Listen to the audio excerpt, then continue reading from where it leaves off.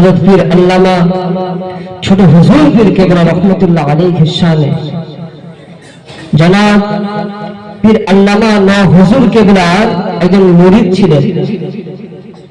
মানুষটা সম্পর্কে হয়তো আপনারা অনেকে জানেন না। মানুষটাকে দেখে কিন্তু কেউ বুঝতে পারতো না, দাড়ি গোঁফ কিছুই নেই। কলকাতার বঙ্গবন্ধু কলেজের প্রফেসর ছিলেন, কিন্তু ন হুজুর কেবলার একনিষ্ঠ মুরিদ ছিলেন। তো উনি মুজাদ্দিদুল জামান এবং 5 হুজুর কেবলার মহব্বতে এত সুন্দর সুন্দর কবিতা, নাত, গজল লিখে গেছেন। আমি যখন প্রথমবার পড়ে আমি অবাক হয়ে গিয়েছিলাম যে এই মানুষটা এত সুন্দর ওনাদের প্রশংসায় লিখে গেছে।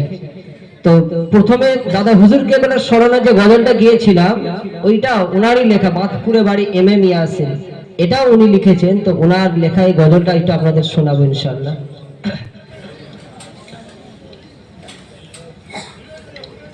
একটি বোটাই 5টি গোলাপ, সুবাস তাদের 5 প্রকার। সেই সুবাসে আকুল হয়ে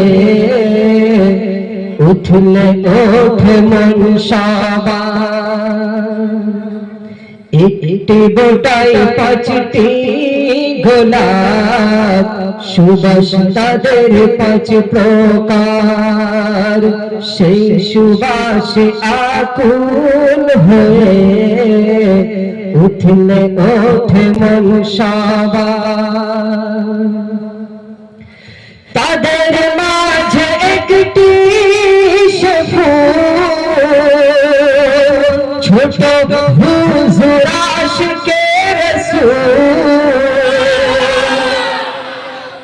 তাদের মাঝে একটি ফুল,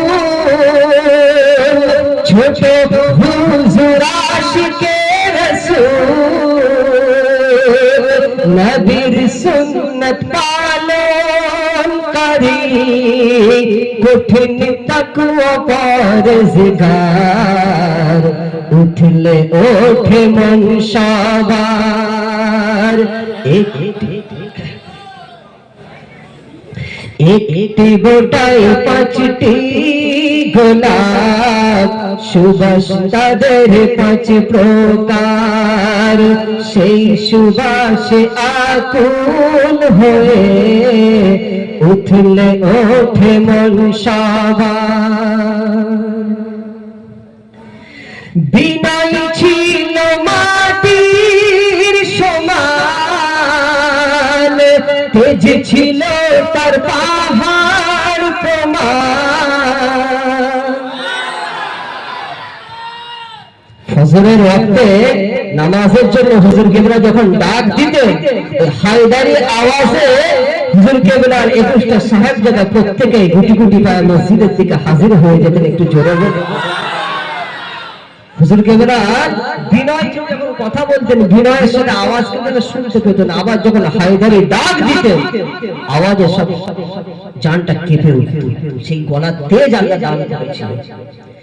বিনয় ছিল মাটির সমান, তেজ ছিল তার পাহাড় প্রমাণ।